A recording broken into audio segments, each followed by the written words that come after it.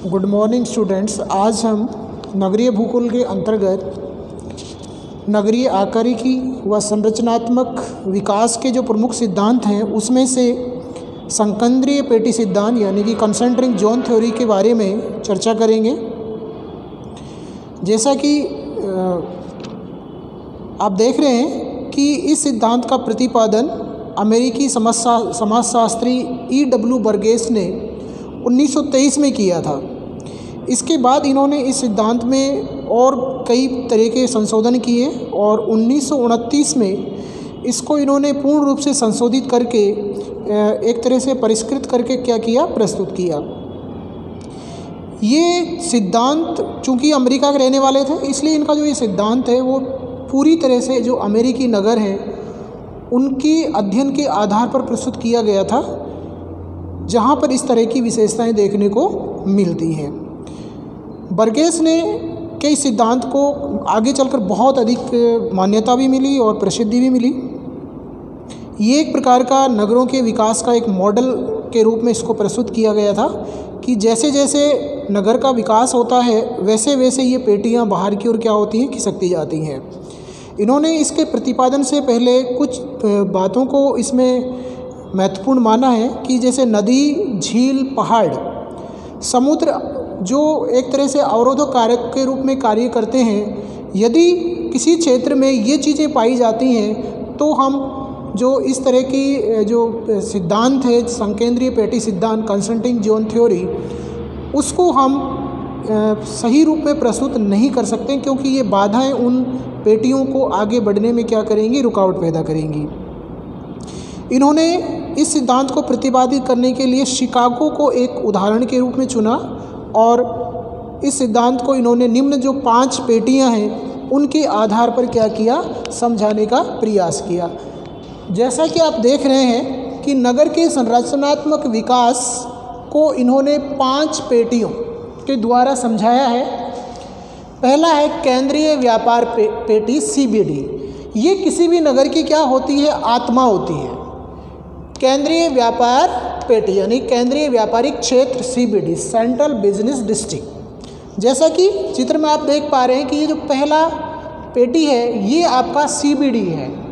प्रत्येक, चाहे वो छोटा नगर हो, बड़ा नगर हो, सभी के अंदर ये CBD पाया जाता है। उदाहरण के लिए हम स्थानीय स्तर पर हम कोटपुतली की बात करें तो कोटपुतली के अंदर एक ऐसा क्षेत्र पाया जाता है जिसे हम CBD के रूप में क्या कर सकते हैं, देख सकते हैं। CBD वो क्षेत्र होता है जहाँ सबसे अधिक भीड़ भाड़ होती है और सबसे अधिक क्या होता है, एक तरह से लेन देन होता है, व्यापार होता है। बहुत अधिक लोग उस क्षेत्र में क्या करते हैं, आते और जाते हैं। तो दिन भर वहाँ चहल पहल का क्या रहता है, माहौल रहता है।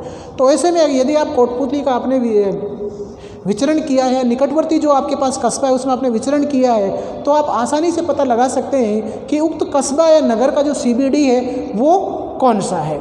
जैसे हम कोटपुतली की बात करें तो नगर पालिका त्राही के आसपास जो एरिया है वो हमारे कोटपुतली का क्या कहलाएगा, CBD कहलाएगा। जो बड़े नगर होते हैं उनमें ये CBD एक से अधिक भी हो सकता है। जो बड़े बड़े महानगर हैं उनमें ये CBD एक से अधिक हो सकते हैं।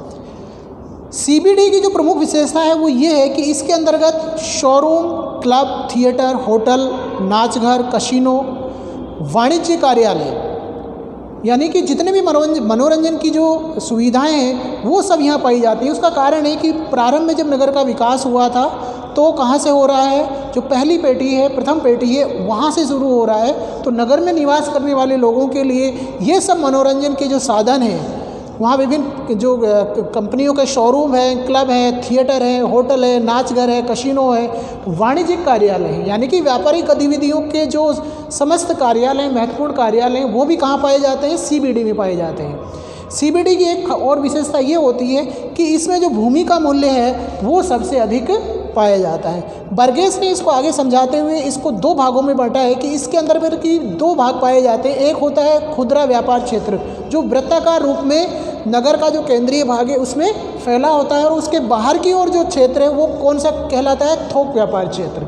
इस तरह CBD में खुदरा व्यापार और थोक व्यापार क्षेत्र भी पाया जाता है। उसके बाद वो बताते हैं कि केंद्रीय व्यापार पेटी के बाहर एक संक्रमण पेटी पाई जाती है संकर्ण पेटी से मतलब यहाँ पर ये है कि वहाँ पर व्यापारिक गतिविधियों, आवासीय क्षेत्र, मनोरंजन, ये सब वहाँ पर क्या होती है, एकत्रित होती हैं। क्योंकि सीबीडी में स्थान की कमी होने के कारण लोग क्या होते हैं, बाहर की ओर क्या करते हैं, अपनी गतिविधियों का संचालन करने के लिए निकलते हैं। इसलिए सीबीडी के बाहर जो औद्योगिक क्षेत्र है, औद्योगिक क्षेत्र के साथ साथ वहाँ पर व्यापारिक और जो आवासीय उपयोग की भूमि है वो भी पाई जाती है।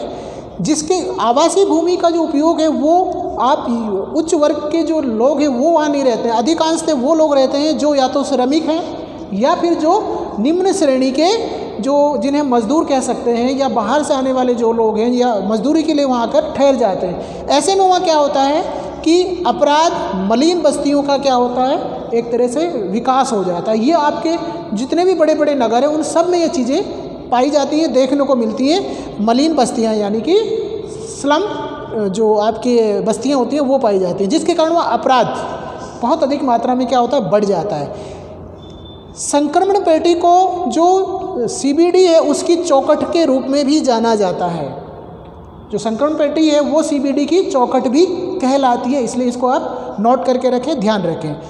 तीसरे नंबर पर स्वतंत्र कार्यशील व्यक्तियों के घरों की पेटी। ये जो तीसरी पेटी है ये आपकी ऐसे व्यक्तियों की क्षेत्र है जहाँ पर जो स्वतंत्र आवास हैं। एक तरह से हम ये कह सकते हैं कि जो औद्योगिक इकाइयाँ हैं उनके मालिक और श्रमिक, उनका ये क्या है, आवासीय क्षेत्र है। तो औद्योगिक श्रमिकों की संख्या इसमें क्या होती है, अधिक पाई जाती है, इसलिए इस क्षेत्र को क्या कहा गया है, स्वतंत्र कार्यशील जो व्यक्ति है उनकी पेटी कहा गया है। ये संक्रमण पेटी को घेरे हुए रखती है। नगर में कुछ पुराने यहाँ भवन भी पाए जाते हैं जो कि पूर्ववर्ती जो पेटी है उसकी तुलना में यहाँ के आवास, जैसा कि मैंने पहले भी कहा था कि औद्योगिक जो इकाइयों के मालिक हैं उनके आवास भी यहाँ पाए जाते हैं, तो स्वाभाविक रूप से उनके जो आवास होंगे क्या होंगे, बड़े होंगे। तो श्रमिकों की जो आवास है उनकी संख्या अधिक पाई जाती है। साथ ही साथ ऐसा क्षेत्र भी पाया जाता है जहाँ पर जो औद्योगिक इकाइयों के मालिक हैं उनके आवास भी पाए जाते हैं। स्वाभाविक रूप से वो आवास आपके क्या होंगे, बड़े होंगे। इसके बाद बात करते हैं हम जो बर्गेस कहते हैं कि चौथी पेटी बेहतर आवासीय भवनों की पेटी। जैसे कि नाम से ही पता चल रहा है कि ये वह क्षेत्र है जो बेहतर आवास वाले व्यक्तियों का निवास क्षेत्र माना गया है। उच्च मध्यम वर्ग का आवास जहाँ पर फ्लैट यानी कि जो फ्लैट कल्चर है जिसमें सभी साधन सुविधाएं पाई जाती हैं, और एक परिवार वाले बड़े आवासीय भवन, इस पेटी की क्या है, मुख्य विशेषता है। इसका मुख्य कारण ये है कि सीबीडी में स्थान की कमी के कारण, कोलाहल के कारण, प्रदूषण के कारण